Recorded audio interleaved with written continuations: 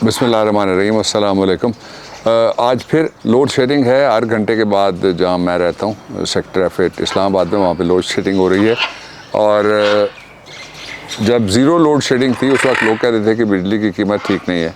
अब बिजली की कीमत डबल से ज़्यादा हो चुकी है और लोड शेडिंग जो पूरे 3 साल मैनेजमेंट की लोड मैनेजमेंट के ज़रिए से इमरान खान की हुकूमत में वो कंट्रोल में थी। ज़ीरो लोड शेडिंग थी ऑलमोस्ट।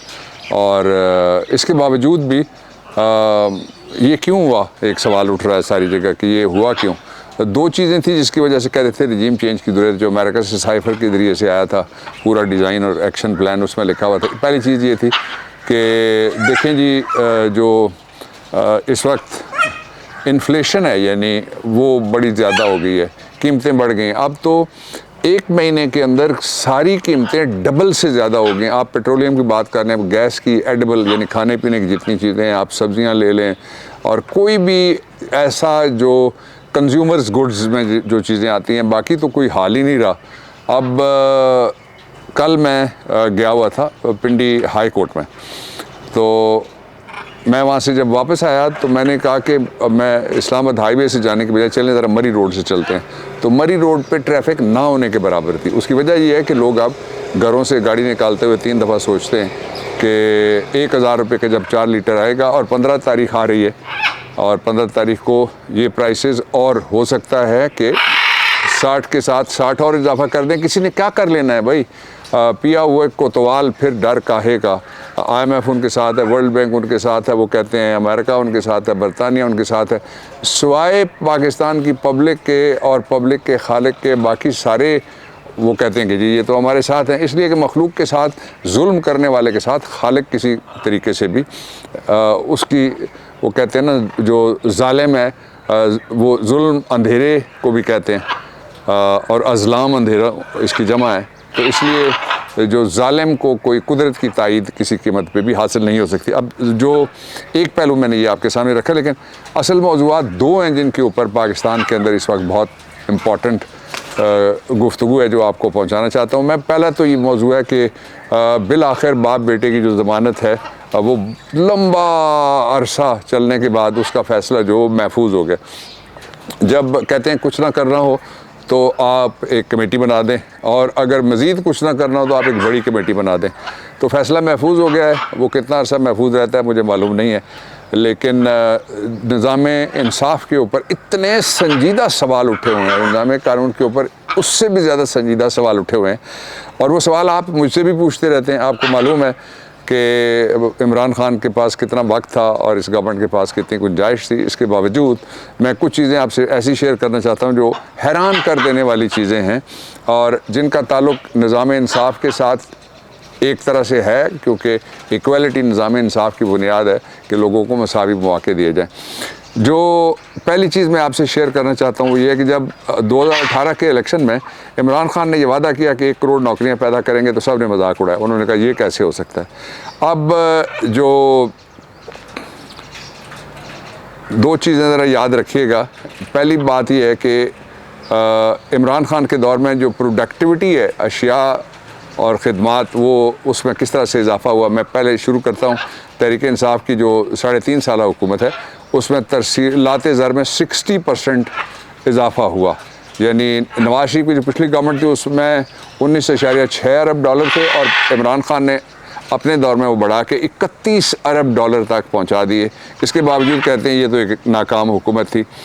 अब ज़रा थोड़ा सा और ज़रूरी इजनास की तरफ चलिए। जो खाने पीने की फसलें हैं, दालें हैं वगैरह वगैरह, तहरीक इंसाफ की हुकूमत में ज़रूरी इजनास की पैदावार में उसमें भी 60% तक इजाफ़ा हुआ। मकई 25%, चावल 25%, गंदम 8% और गन्ना 7% और बाकी सारी मिला के टोटल इजाफ़ा 25। फिर जो कोरोना था, और कोरोना एक आलमी वबा थी, एक बला थी, अल्लाह ताला ने उससे निजात दिया पाकिस्तान को अल्हम्दुलिल्लाह। और इमरान खान को क्रेडिट जाता है। उसको कहा जाता था कि मोदी वाला मॉडल अपनाओ, उसको कहा जाता था अमेरिका वाला मॉडल अपनाओ। जो अमेरिका के ग़ुलाम थे मोदी के यार कहते थे मोदी वाला मॉडल, अमेरिका के जो ग़ुलाम थे अमेरिका वाला मॉडल, और बरतानिया में जिनके असासी वो कहते थे बरतानिया वाला मॉडल। तीनों मॉडल फेल होते हुए दुनिया ने देखे, पाकिस्तान का मॉडल कामयाब हुआ। और उसमें कोरोना था और उसके साथ ही रिसेशन था, इकोनॉमिक रिसेशन जो दुनिया में आलमी के साथ बाजारी थी। फ़ीकस आमदन में पाकिस्तान 12% इजाफ़ा उसका हुआ। ये उसके साथ ही मैं एक और चीज़ आपके सामने रखना चाहता हूँ, वो ये है कि जो वादा किया गया था 1 करोड़ नौकरियों का, उसमें से जो मैं आपको एम्प्लॉयमेंट जनरेशन हुई है पर ईयर, वो जो नवाज शरीफ का दौर था 1.1 मिलियन उसमें हुई थी, 1.4 हुई थी जो उससे अगली हुकूमत थी, और जो 1.8 मिलियन यानी 90% जो टारगेट दिया था उस पर इमरान खान पूरे उतरे, अल्लाह ताला की मेहरबानी और फजल से। फिर जो अपने रवायती हरीफ भारत को किस तरह से चारों शाने चित किया इमरान खान की हुकूमत ने, उसके जो फिगर्स मेरे पास हैं उनके मुताबिक जो इस वक्त जो भारत में मजमूई तरक्की जो रही है वो ये मैं इमरान खान के दौर की बात कर रहा हूँ, और वहाँ पे मोदी काफ़ी अरसे से चला रहा है। भारत में 12.4% यानी 12.4%, और अपने रवायती हरीफ भारत को हरा के तेज़ रफ्तारी के साथ पाकिस्तान ने जो तरक्की की है वो है 13.82%।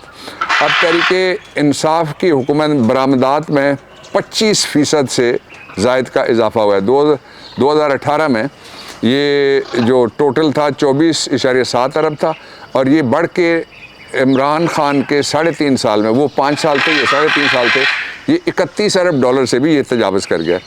अच्छा, अब इसके साथ ही मैं कुछ चीज़ें ऐसी हैं जिनके बारे में ये बहुत स्ट्रॉन्ग चीज़ें चल रही हैं, इसलिए मैं आपसे शेयर करना चाहता हूँ। आप इसकी कंफर्मेशन जो है वो कर सकते हैं, अपने ज़राए से भी इसकी कंफर्मेशन आप कर लीजिए।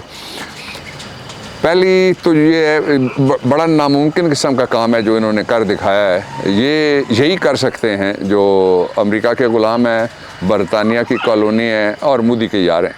इन्होंने किया क्या है कि जो फाटा अर्स्टवाइल फाटा है उसके अजला के लिए खुसूसी पैकेज दिया गया था जब उनको ज़म किया गया KP के अंदर और पाकिस्तान के बाकी इलाकों के बराबर उनको खड़ा करने के लिए। तो वो वहाँ पे इन्होंने जो उस इलाके के अंदर जो फाटा का इलाका है उसके जो अजला हैं उसको स्लैश करके उनकी तरक्की ना होने के बराबर इन्होंने खींच के ज़ीरो करने की कोशिश की। उसके साथ ही यही हाल किया गया जो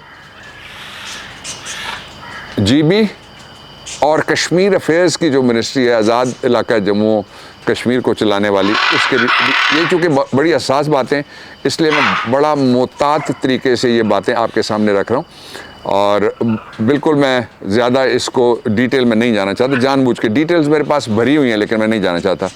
अच्छा, अब जो बजट आया उसमें जो आपके लिए जो रखा गया वो कमाल था। वो इतना बोझ डाला है उन्होंने कि यूँ लगता है जिस तरह गर्दन में दर्द होने शुरू हो गए। मिसाल के तौर पे मैं आपको पाकिस्तानी रुपए में मैं आपको बताना चाहता हूँ कि हेल्थ के लिए फ़ी पाकिस्तानी इन्होंने कमाल कर दिया। ये कमाल वो कहते हैं ना, जो लोग कुछ नहीं करते कमाल करते हैं।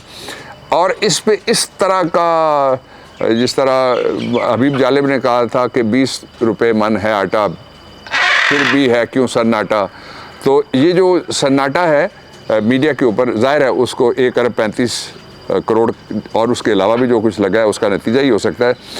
आप हर पाकिस्तानी को इस बजट में आप खुश हो जाएं कि जो एक तरफ था इमरान खान जिसका हेल्थ कार्ड जो था उसका इंसाफ हेल्थ कार्ड, उसको आप बटन दबाते थे जब अपने शनाख्ती कार्ड से, तो आप 8 से लेके 12 लाख रुपए तक और आपके घर के 3 से लेके 5-7 अफराद तक जो थे वो उनको हेल्थ कवरेज मिल जाता था सिर्फ शनाख्ती कार्ड की वजह से। वो इन्होंने बंद किया है।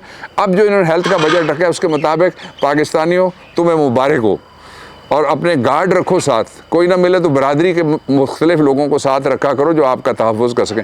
आपको इस हुकूमत में हेल्थ के लिए 27 रुपये मिलेंगे। गिनती कर लीजिए, यकीन नहीं आ रहा, ज़्यादा हो गए। अच्छा, उसके साथ ही एजुकेशन में भी आपके बच्चे जो हैं वो अब तो आइंस्टाइन भी क्या मुकाबला करेगा जो यहाँ के अरस्तू हैं, उन्होंने जो आपको बजट दिया है, जो टोटल रकम अब आपको मिलेगी एजुकेशन में पर हेड, वो भी मुबारक हो। उसके लिए भी गार्ड आपको रखना पड़ेगा और उसके लिए भी आपको सिक्योरिटी, जो फाइनेंशियल सिक्योरिटी इतनी बड़ी है कि आपको पर्सनल सिक्योरिटी की ज़रूरत पड़ जाएगी। हर पाकिस्तानी को नकद 54 रुपये उसके हिस्से में आएंगे। कुछ ऐसे खुशकिस्मत हैं जिनके हिस्से में बहुत कुछ आया। इसीलिए किसी ने कहा था कि मंजिल उन्हें मिली जो शरीके सफ़र न थे। खुश रहिए, अपने इर्द गिर्द लोगों को खुश रखिए। मेरी आपके लिए दुआ है, अल्लाह ताला आपको इज़्ज़त दे, अल्लाह ताला आपको सेहत दे और हलाल रिज़्क अपने बच्चों के लिए, अपने लिए दे। पाकिस्तान जिंदाबाद।